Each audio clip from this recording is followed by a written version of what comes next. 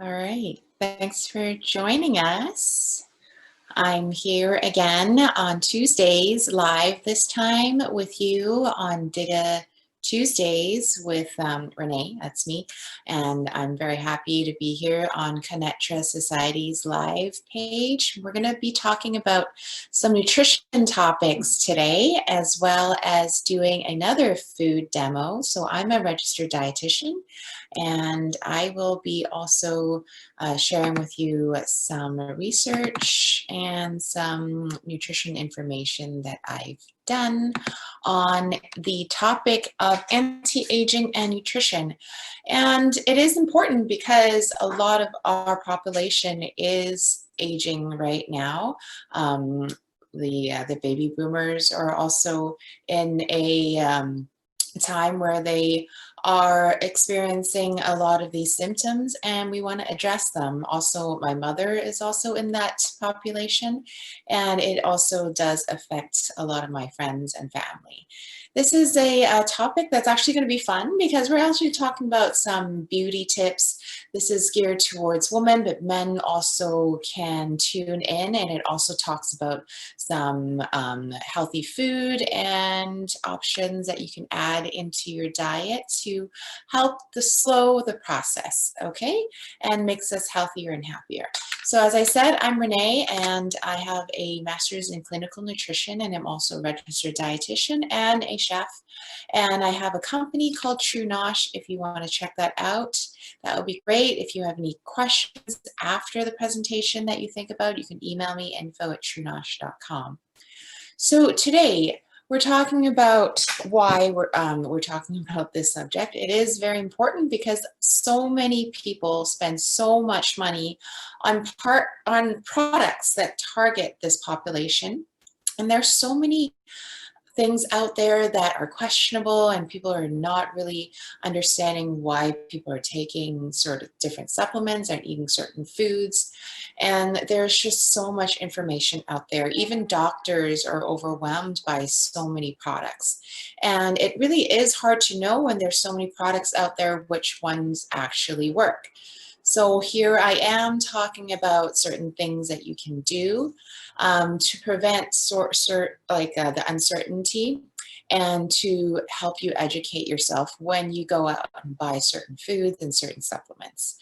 Anybody wonder why most anti-aging skincare lines target females? Well, according to the WHO, the World Health Organization, women actually have a longer lifespan than men of their counterparts. So the pitfall here is the men's appearance don't tend to age as quickly as females, and that's something that we have the unfair nuances in our world, and we're also in a world that really focuses on appearance, right?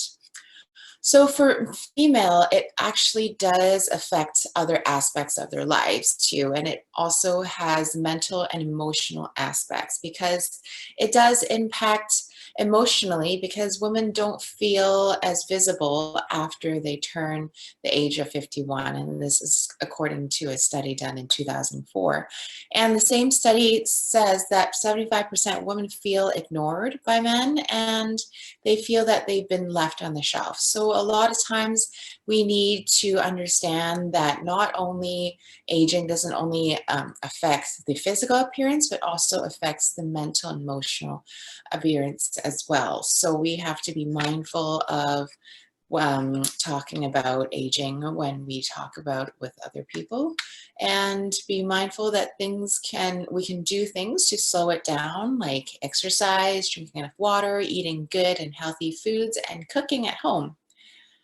Some symptoms that you might experience as you age. Well, the skin does become thinner and it loses fat, so lines are more prominent, and you can see that also other parts of your body also produces less collagen and elastin, and these are two substances that enables the skin to maintain its smooth and plump and youthful appearance.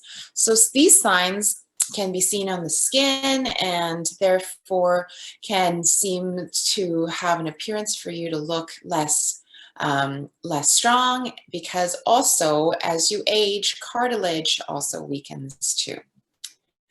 So nutrition is a very important thing to keep in mind when you are nourishing your body, when you're cooking at home, and you're eating out also. We pack our diet with vibrant foods, and vibrant is the key word because a lot of foods have different colors, and that's an indication that it's loaded with antioxidants, healthy fats, good water substance, and also essential nutrients to help our body replenish and also rejuvenate. And our skin is actually the largest organ in our body, and it covers the entire body. So you think that it is something that we really should take care of, right? And also a lot of people don't realize that when there's something wrong internally, our skin is often the first part that has an effect. So we have like some hives or some eczema or some itchiness when there's something internal that we've ingested that really shows on our skin, and we need to be mindful of the things that we eat. Researchers have even said that eating fruits and vegetables is the safest and healthiest way to combat dull complexions and fine lines. So there really is evidence out there showing that fruits and vegetables are the best that you need to eat every day in our bodies, right? You need to nourish yourselves, and we can gain fuel and feel our best when we have good foods to nourish our body. Look for plants that are deeper in color, because those have darker colors, like the dark green leafy vegetables or the dark berries and the dark stone fruits. Those actually indicate that they have a higher antioxidant amount in their skin color and is also in their fruits. And these rich shades are usually help you combat the free radicals in your environment, as well as in the food we eat. We have a lot of times also we need to combat stress and a lot of emotional effects due to the weather, and foods that are all vibrant and deeper in color can help you with increasing the antioxidants that you ingest, right? Collagen is a really interesting topic, and there are so many types of supplements out there and also different types of foods that have collagen out there added to it nowadays. And I want to have a little talk about that, because collagen, those of you who don't know, is actually throughout your body, and it is actually one of the most plentiful proteins in your body. Yes, collagen is a protein, and it provides structure. So if you think about it, it actually is a glue, and it holds all your body parts together, and it's found in all your muscles, tendons, ligaments, your blood vessels, your cornea, and your teeth. And it helps also with blood clot and providing structure to your skin. And those are just a little bit of what collagen does to in your body. And your body actually makes collagen, and by doing that, it combines two amino acids. And if you know that amino acids are actually building blocks of protein, so two amino acids one called light glycine and one called proline. And it builds collagen by using vitamin C. So vitamin C is very important in your body, and you need to be mindful of eating some citrus foods or bell peppers and strawberries, because they have a lot of vitamin C in it, and it actually helps to build more collagen. Another form, when you eat different foods, you want to be mindful of getting enough proline. So egg whites and wheat germ, dairy products, and cabbage, asparagus, and mushrooms, those have proline in it. And glycine, where you can find those, is usually in animal products like skin. So a lot of times chicken skin or pork skin, but there's a lot of fat in those skins, and you might want to kind of go and look for different things like gelatin. So Jell-O is made of gelatin, and it also is in a lot of other protein-containing foods. Copper is interesting. We need small amounts of copper in our diets, and they can be found in organ meats and sesame seeds, and even cocoa powder, cashew, and lentils. So your body needs a high quality amino acids to make proteins. So we talked about foods that have a complete protein, such as rice and beans combined together, or quinoa, which is also a complete protein. So you want to have a variety of different foods that provide a variety of different amino acids to help your body build different proteins, especially collagen. What things you do or we do in our daily lives that can damage collagen? Well, eating a lot of sugar, especially refined carbohydrates, can interfere with making collagen and can minimize the consumption of refined carbs, and that can increase your ability to make collagen. And getting not too much sunshine. So we need some sunshine in our lives, but too much sunshine can have too much UV radiation. Therefore, if it's too much, that can also reduce collagen production. So avoid excessive sun exposure. So I'm talking about over like an hour. And you want to make sure that if you know that you're going to be outside in hot sun, you want to have some sunscreen on or have a hat on. And smoking also is one thing that reduces collagen production and can actually impair the healing of wounds, leading to some wrinkles, right? And other diseases such as lupus can also damage collagen. Foods that you can do or you can make at home or you can buy in the grocery store to help increase the collagen in your body. It is mainly found in the connective tissues. So bone broth is one of the things that we in the Asian community have been making for millennia. Like I grew up drinking broth made with bones of different animals, and these have very high collagen in it. So you can also boil chicken bones or pork bones for like an hour or 2 hours with a bunch of vegetables, eat the vegetables and drink the soup, and that can actually have an increased amount of collagen in your diet. Gelatin is basically a cooked form of collagen. So Jello is another way of increasing collagen in your diet. And there are so many interesting debates about whether eating collagen-rich food increasing the levels in your body.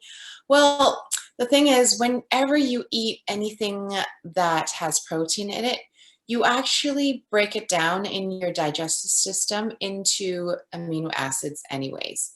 So the more foods that you have that have the protein and the glycine, that gives you more of those amino acids, then those smaller amino acids can then be reassembled in your body. Your body is so smart in picking out those different amino acids, and then they make collagen on its own.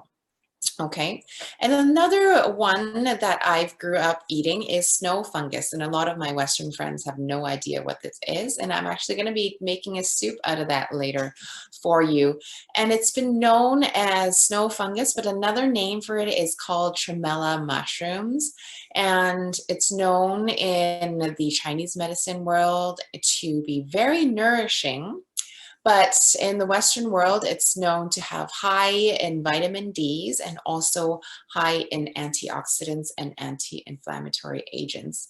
And these are good for hydrating skin because the water holding capacity of the tremella mushroom is 500 times its weight. So think about how much water that it can absorb. And when you eat that, you can slowly release it into your body. Vitamin D is really high in this, so it can maintain with strong bones and also absorption of calcium.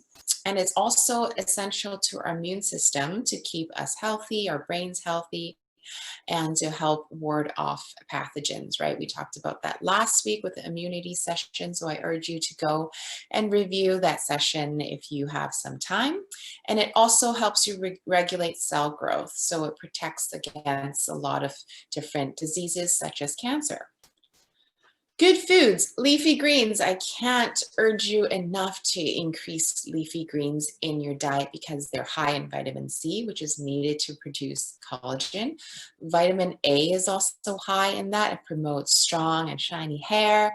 And then vitamin K, it also helps reduce inflammation and also helps rejuvenate your skin as well as the process of blood clotting too, right? So if you cut yourself, it helps you restore your skin. So some sources that have a good source of vitamin C, A, and K, and other good things such as vitamin Bs, right? Watercress is great. You can actually make a watercress salad, or you can boil watercress in a soup. And I love watercress soup, and it's really nourishing and makes a soup really hearty. It also has a lot of different things like calcium, potassium, manganese, and phosphorus. Those are great, as well as other vitamins such as A, C, K, and then B1 and B12. And also it can act as an internal skin antiseptic, right? So it actually helps enhance oxygenation of the skin. Broccoli is also another wonderful green, and they're not leafy, but I put this here because it's also a really great anti-aging powerhouse. It contains both vitamin C and K, and it also has a variety of antioxidants. It has folate, lutein, and calcium. Spinach, amazing. It's got super hydrating properties, and it also has a lot of antioxidants that help and replenish the body.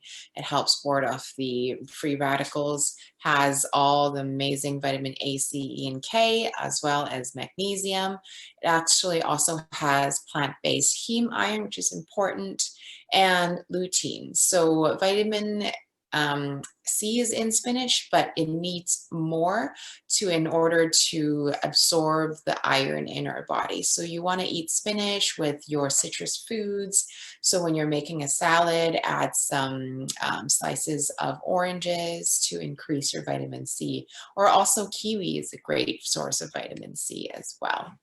Colors are super important. I listed a few here. Bell peppers are super red in color, and they have high antioxidants and carotenoids, and also has vitamin C.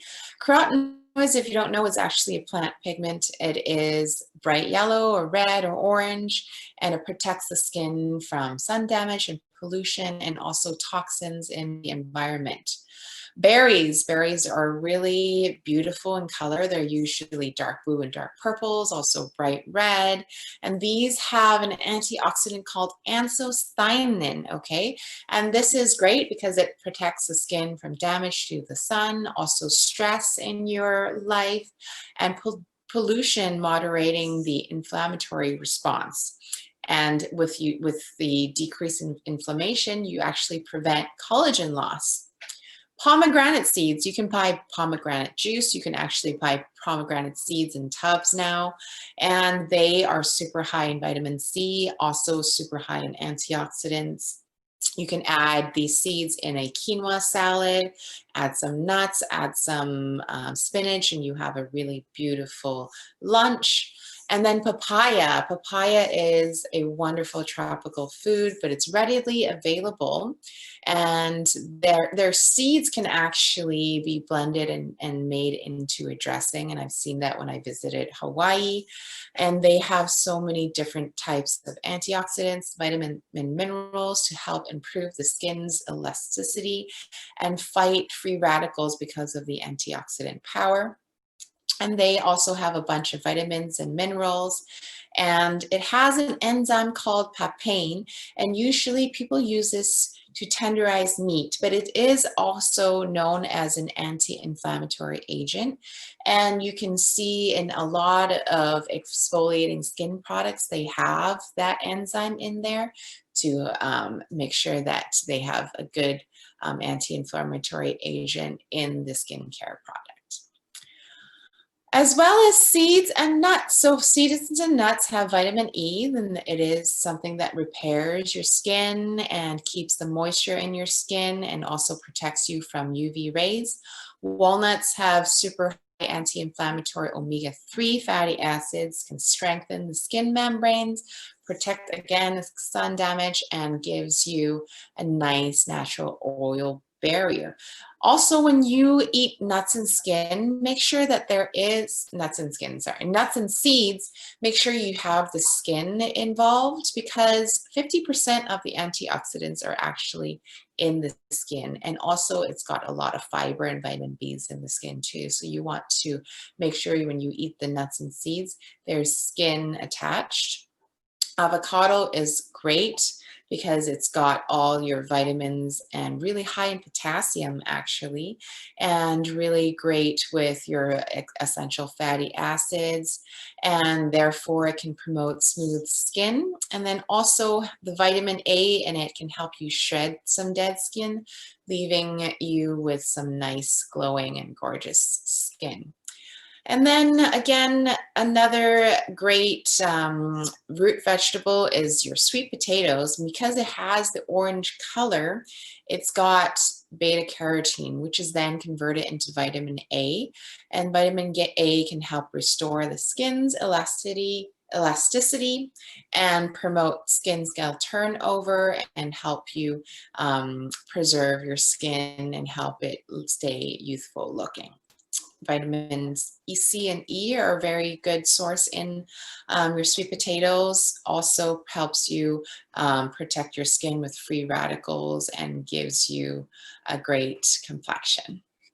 Supplements, a lot of people ask me about supplements and which ones to take. Well, there are really only two types.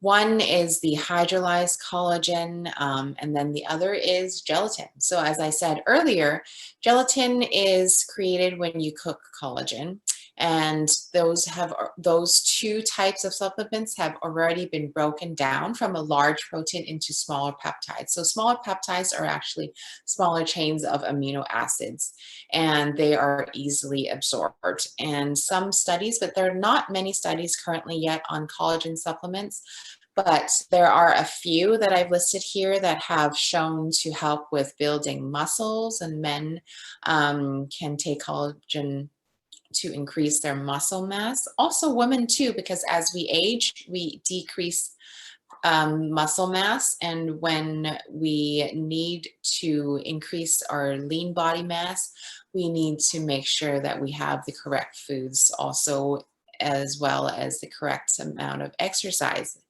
Arthritis has been known to decrease in collagen supplements, and as well as skin elasticity. So women who took a supplement show some improvement in skin appearance, and also improve the lines and wrinkles as well.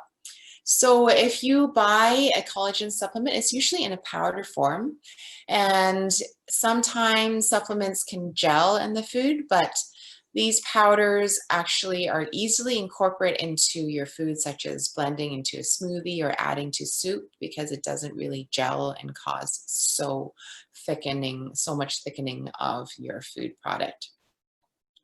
Choose your supplements wisely though, okay? So natural doesn't mean it's always safe, because a lot of these supplements are not regulated by the FDA, and sometimes manufacturers list ingredients on the label that may not actually be in the bottle. And there are some side effects by taking supplements of gelatin. And some people say that the taste is unpleasant, as well as it gives some people heartburn. So you might want to be mindful when you have these symptoms and try to not take as much. And you can always go to the Natural Medicines Comprehensive Database to see the types of supplements that you are purchasing and see how effective they are. The balanced diet is super important. This slide I've talked about previously before. You need quality protein in your life, so it should be about between 10 to 35% of your daily calories. It depends on your activity levels also, and your build, okay? So for a normal person that is not a bodybuilder or an athlete, you usually need about 0.8 grams of protein per a kilogram of your body weight. Healthy fats is important. So omega-3s, look for those in your fatty foods, fatty fishes, sorry, such as your mackerel and your salmon and your anchovies, as well as sardines. And if you are a vegetarian, you want to go and buy some flax seeds, chia seeds, hemp seeds, as well as some walnuts. We talked about that. And then whole grains, super important too, because you need fiber as well as your vitamin Bs. And whole grains are really important to feed your gut microbiome, as well as to help you eliminate waste and absorb your nutrients a lot slower. Therefore, you're full and more satisfied, and then you won't go and crave for these processed food as much. So eating more fruits and vegetables and whole grains, try to avoid food and beverages with high fructose corn syrup, and limit your consumption of juices. Increasing your fluids also is very important. Always choose water if you have a chance, because water is what really helps you digest. It helps keep, your stool soft, so you don't have constipation. And what I do is I try to put water all over the place to see and remind myself that water is important. And when you are managing your food and your diet, you want to plan ahead and also be mindful of portion size. When you fill your big plate, make sure half of it is vegetables or fruit, and choose vegetables versus fruit because those have less sugar in them. Provide, yourself with a lot of different colors, as we talked about, super important. And divide maybe your plate in half between your protein and your whole grains, and then half of it should be fruits and vegetables as well. Choosing your health is super important. I think that your health is more important than wealth, because without health, you cannot have any wealth, and you can't have a happy and healthy life without choosing these things, such as quitting smoking, increasing your physical activity. I can't urge you enough to go for a walk or do some gardening or do some house chores, because regular exercise decreases your risk of heart disease because it improves your circulation. Maintaining a healthy weight is important because it impacts your blood flow when you're overweight or obese, and it leads to a lot of different complications, such as increased cholesterol and building up of plaque in your arteries. Following a healthy diet, we talked about that in a previous slide, and staying hydrated also helps increase circulation and prevents dehydration. Dehydration actually increases your aging process because it promotes inflammation in your body and can damage your endothelial cells. Reducing stress, and we are currently in a stressful environment and time right now, so you want to go and maybe look for a yoga or meditation class that you can take online, play some soothing music, call up a friend and have a long chat, maybe watch a comedy on TV. Try gardening and spending some time in nature. Taking a walk, as I said, is super important for your mental and physical health. All right. So remember, maintaining your health is more than just one supplement or one pill, more than just one food or nutrient, and more than just one lab result or one exercise. Because balancing your overall diet, balancing your overall lifestyle is what will make the biggest difference to your health and your happiness. When you go and shop in a grocery store, make sure that you read your labels and not just reading the front, because something that's labeled low fat doesn't mean it's super healthy. It can contain other refined carbs, as well as high in sugar, as well as sodium. So you want to be mindful when you're reading the label. Make sure that sugar and sodium are both under 15%, okay? 15% of your daily value, okay? And when you ever have a doubt, consult your doctor or consult your dietitian if you have something that's related to food or nutrition. Prevention is always the key, so you can always go on HealthLink BC. There are great resources on their website, or call 811 and ask to speak to a physician or a dietitian or a nurse. And in BC, we have BC Dietitians, and go on their website, bcdietitians.ca, and we can match you with a dietitian that is in your area, or can see you via a virtual Zoom or a Skype call. And really looking after your health and preventing diseases is what's going to help you live a longer and happier and healthier life.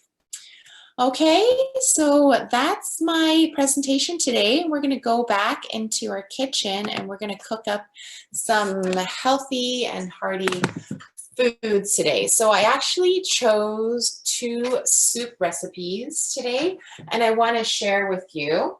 One is one of my favorites is a Mexican-inspired tortilla soup, and the other is a Chinese-inspired sweet soup, which is very nourishing, and it can be eaten throughout the day, and it's also sweet, so it's actually very, very good.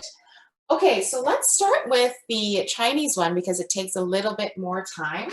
And we talked about the snow fungus or the tremella mushroom, and I want to show you how it looks like in person. So this is what it looks like. You can buy this at any Chinese grocery store, and it's in a package like this, and it's usually called snow fungus or white fungus. And this is half of that snow fungus, and I've actually poured in some boiling water this morning. Well, not really this morning, right before I started this presentation, so about 30 minutes ago, on half of this. So this turned into this, and it's continuing to absorb water. So right now there are some maybe some dirt that's left in there. So after you rehydrate it, you want to rinse it out and also drain out all the water and wash the mushroom very nicely so it's all clean and ready for your soup. Okay, so I've done that step. And in the back here, I have a boiling water. So I have about 1.5 liters of water in the back, and I turned it on to a simmer so I can make this soup. What else is in the soup? So I have some ginger, and this is a big piece of ginger, and you all see my table. We don't need such a big one. We only need about 5 slices. So I'm gonna actually use the skin, and what I'm gonna do is cut off any of the dirty parts. I mean, they're not dirty. I washed it and scrubbed it off, but any parts that you see that might need to be cut off, you can go ahead and do that. The skin has a lot of antioxidants, so I'm just going to cut off maybe 5 or 6 small slices of ginger in here, and you want to put that in the boiling water in the back. So I'm going to turn this a little bit higher. You can see later on after I put everything in what's in the soup. Okay. So I have here some red dates. These are also easily purchased at a local Asian grocery store. If you don't have red dates, you can use regular dates, but these are more nourishing than your regular dates. And some have the pit in it and some don't. So you can go ahead and take out the pit if you have time. And I'm going to add 3 into the boiling water here. And I'm just going to take out the pit. The pit is really small, so you might spend maybe 2 minutes peeling that pit off. I'm going to come closer to you so you can see what I'm doing here with the pit. And I'm just ripping it out of the center of the red date. Okay. All right, 1, 2, and 3. And then another ingredient that I'm going to add is a whole apple. So I said that this is going to be a sweet soup. So this is going to be an apple soup. So if you don't have an apple, you can go ahead and use a pear or a Asian pear. These both are interchangeable. So if you don't have an apple, use a pear, or what you can do is also add papaya, and papaya goes really well in this dish as well. So we talked about the antioxidants and the papain in the papaya. So I'm just going to cut my apple into slices and take out the core, and I'm going to just allow the apple to just simmer in there. I'm just going to cut them into smaller slices. Okay, so I have a whole apple here. I'm going to get that into the soup. And when you're eating the sweet soup, you can go ahead and also eat all the fruits that we've added into the soup as well. So cut that whole apple in. And then we have two other different fruits that I have. So this is actually goji berries, and they're super high in antioxidants. They're grown now in British Columbia, which is great. These also you can find dried in many grocery stores now, not just Asian grocery stores. And I'm just going to add in a handful of goji berries as well into the soup. And then one last fruit is a Asian date, just to make sure that the soup is sweet enough. You can buy this also in a Chinese grocery store. If you don't have one of these, you can use figs. Figs are great as well. So I'm just going to add the whole one in here.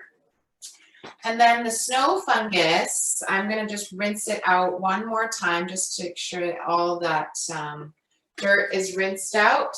They're usually pretty clean.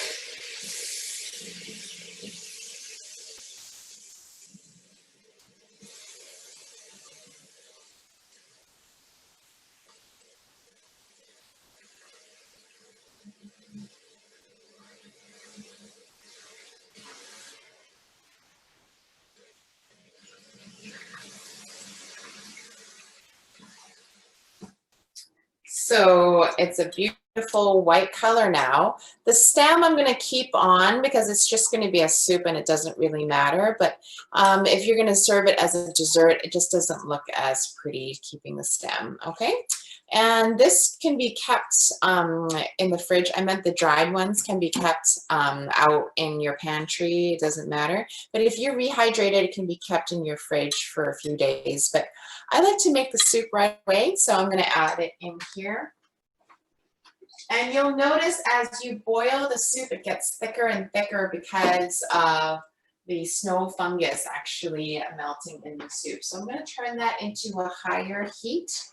And then lastly, but not leastly, I'm going to add a few Chinese almonds.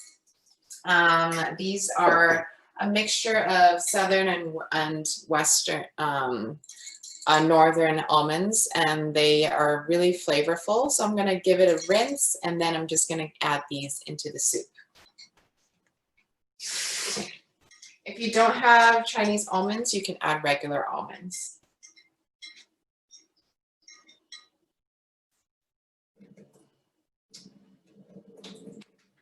Okay, so that makes a really beautiful soup. And I'm going to let it simmer and boil. I'm going to bring you guys closer to the stage or the my stove so you can see what I'm doing with the soup. And I'm just going to let this boil for about an hour in here. You guys see how beautiful that looks?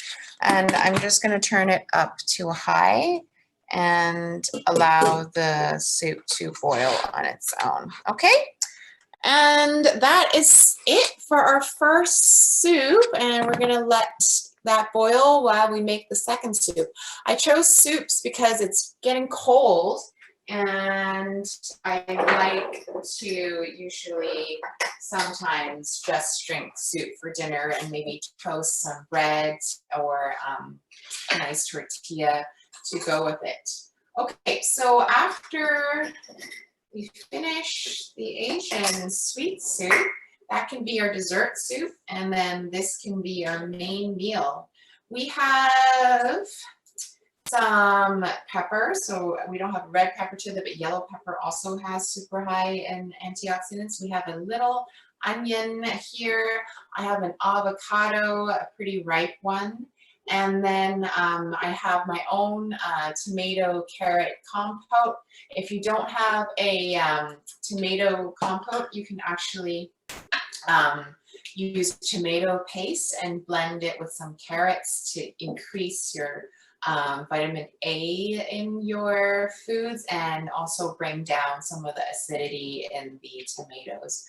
And this is great as a soup base. So I'm going to add a whole can of this, as well as a little bit of nutritional yeast. So those of you who don't know about nutritional yeast, they're little flakes of yeast and they smell quite cheesy. So a lot of times vegan cheeses have nutritional yeast in them because it mimics the flavor of cheese, as well as has a lot of vitamin B12 in this because it was a fermented food, and anything that has been fermented usually has an increased amount of vitamin B12 in the foods.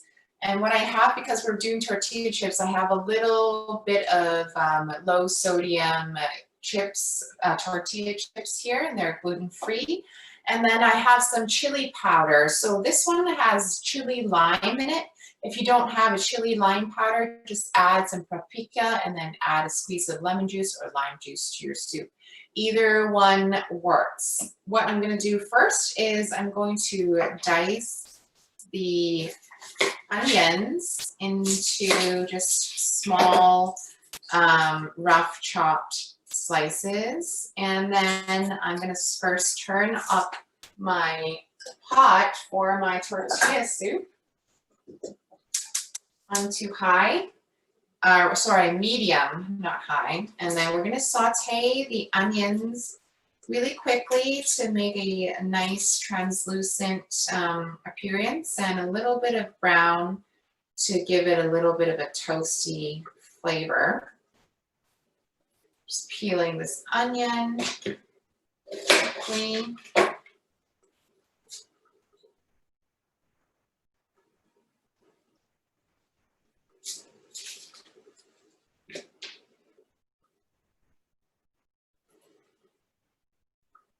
Right. Does anybody have any questions? I'm just going to turn on the chat and take a look.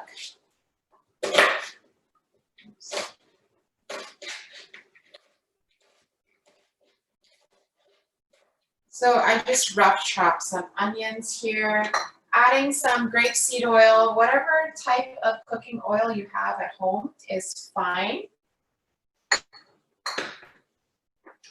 Okay, and then once again, I'm going to cut some peppers. We also cooked with peppers last week in that soybean wrap, which is also very, very fun and easy to do.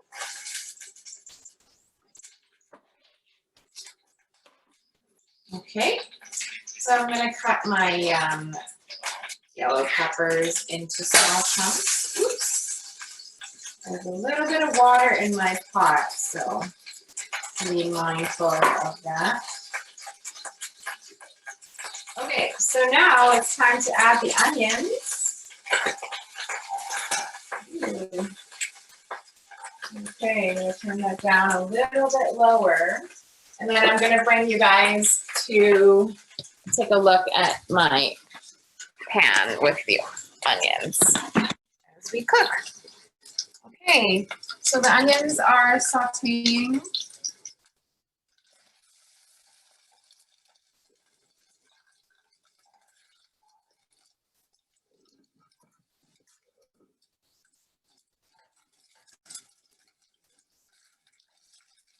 I'm gonna make sure it gets to a nice brown color on some bits of the onion, and make sure it's all translucent.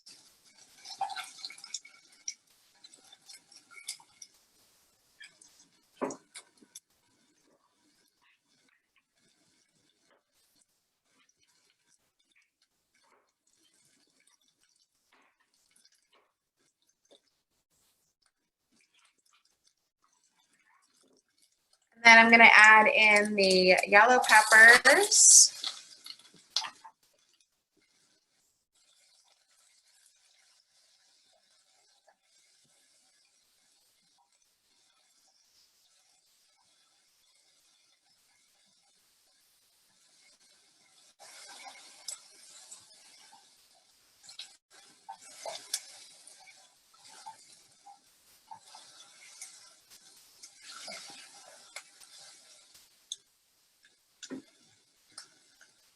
And as the vegetables cook, I can spoon in my tomato carrot compote. It also has a little bit of coriander seeds in it to give it a really nice flavor.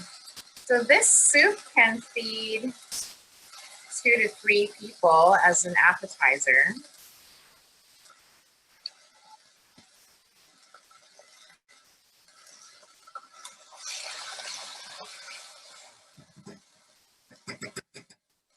And what I'm going to do with the jar is I will add a little bit of water to it.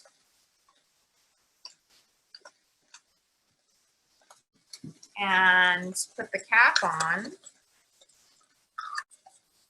and shake it around to get all of that good stuff inside. And then we're going to pour the water in here. And that will be our soup stock.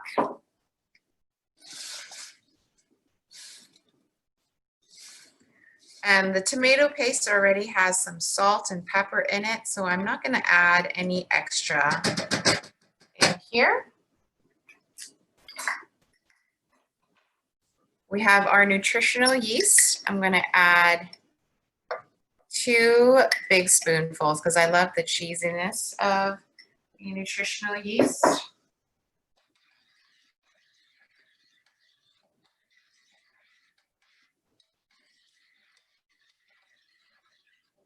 And it gives it a nice creamy texture to the soup. And then now we're going to add our sprinkle of our chili lime seasoning. If you don't have a chili lime seasoning, you can go ahead and add any chili powder and add a squeeze of lime juice. Okay, so a teaspoon of that gets mixed in.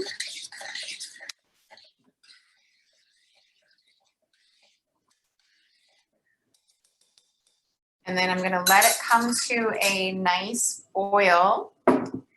And I'm going to grab a little bit of a sprinkle of cheese for the soup. And I'm going to cut some avocados for the garnish. And we can serve it as a beautiful soup for lunch. Let me just get a nice bowl for the soup.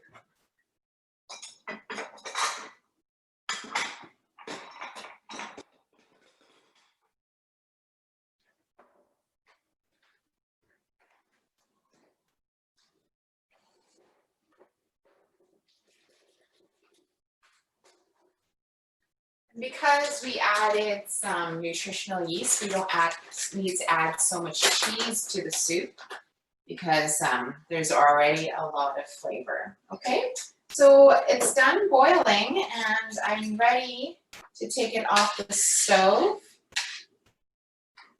And we're going to plate this soup beautifully.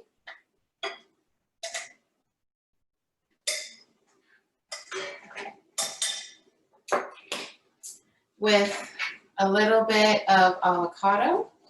So cutting the avocado, you're just gonna slice it in half along the core, turn it, and this is a beautiful avocado.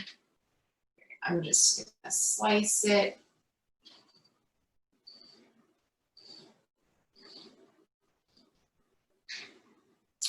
And if you like a nice presentation, gently peel off the skin, or you can use a nice spoon to scoop it out. But if it's a nice, ripe avocado, the skin should come off really, really easily.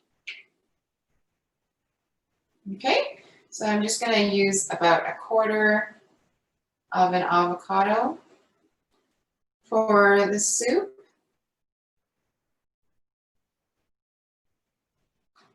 And I feel pieces of tortilla chips in here. Always gives it a nice crunch. And then a sprinkle of beautiful mozzarella. Okay, and also I like a little dash of the chili powder on top. And now we have a beautiful tortilla soup that is done in less than 10 minutes. Okay, and we're just gonna go and check on our Chinese soup over there, and that needs a little bit more time to boil. So about an hour or so, and then you can see that the snow fungus will thicken the soup, and you can turn the heat off, and you can either drink the soup hot or cold, actually, so it's a great dessert either way. Okay, so those are my 2 recipes that I'm going to share with you today, and I hope you guys try it out at home.